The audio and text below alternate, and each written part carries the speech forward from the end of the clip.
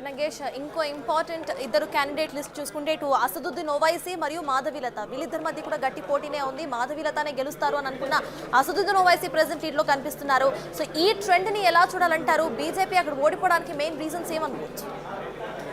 BJP కొత్త అభ్యర్థిని నియమించడం అనేది కొంచెం మైనస్ కనిపిస్తుంది. అందులో రాజాసింగ్ లాంటి గోషమ్మాల్ ఎమ్మెల్యే కూడా మొదట మాధవీలతకు టికెట్ ఇస్తే హైదరాబాద్లో మొగోళ్ళ లేరా అన్న డైరెక్ట్ కామెంట్ని అక్కడ ప్రస్తావించాడు. ఆ ప్రభావం కూడా చాలా వరకు కనిపించిందని మనం ఖచ్చితంగా చెప్పవచ్చు. ఎందుకంటే రాజాసింగ్ అతను హిందూ కట్టర్ అని అతనికి పేరుంది.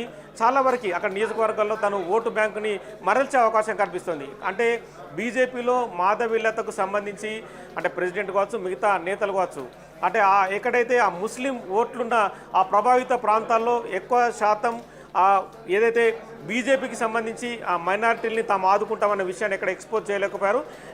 మామూలుగానే అసదుద్దీన్ ఓవైసీ ప్రతిసారి గెలుస్తూ వస్తాడు. ఈ క్రమంలోనే అసదుద్దీన్ ఓవైసీనే ముస్లిం ఓటర్లు నమ్మారు. ఆ 7 కాన్స్టిట్యున్సీలు కూడా ముస్లింకి సంబంధించిన మైనారిటీలకు సంబంధించిన ఎమ్మెల్యే అభ్యర్థులు ఉండడం కూడా ఎంఐఎంకు కలిసి వచ్చిందని మనం ఖచ్చితంగా చెప్పొచ్చు.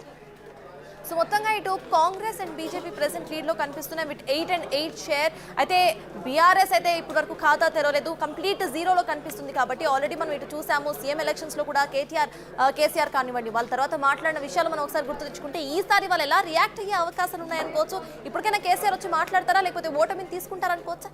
ఖచ్చితంగా మాట్లాడాల్సిన అవసరం ఉంది. ఎందుకంటే నిన్న మొన్నటి వరకు రాష్ట్రాన్ని లీడ్ చేసిన పార్టీ బీఆర్ఎస్ అధినేత కేసీఆర్ కావచ్చు, వర్కింగ్ ప్రెసిడెంట్ కేటీఆర్ కావచ్చు, ఖచ్చితంగా మీడియా ముందు మాట్లాడాల్సిన అగత్యం ఖచ్చితంగా ఉంది. ఎందుకంటే ఓటమికి ఏ కారణాలు చెప్తారు అంటే ప్రజలు బీఆర్ఎస్ పార్టీని విశ్వసించలేదా, లేదంటే కాంగ్రెస్కు సంబంధించి కొద్ది కాలమే గవర్నమెంట్ కొనసాగుతుంది కాబట్టి తమను పట్టించుకోలేదా, ఈ విషయాన్ని మాత్రం ఖచ్చితంగా మీడియా ముందు చెప్పే అవకాశం కనిపిస్తుంది. మరి కేటీఆర్ వ్యాఖ్యలు కూడా ఇక్కడ ఇంపార్టెన్స్గా మనకు చూడవచ్చు.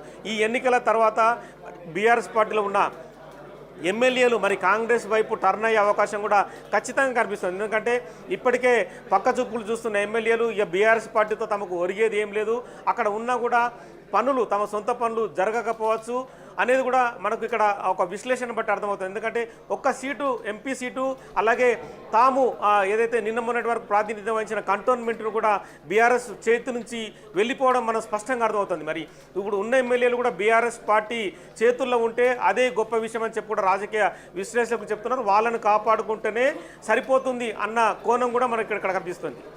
Right, thank you Nagesh.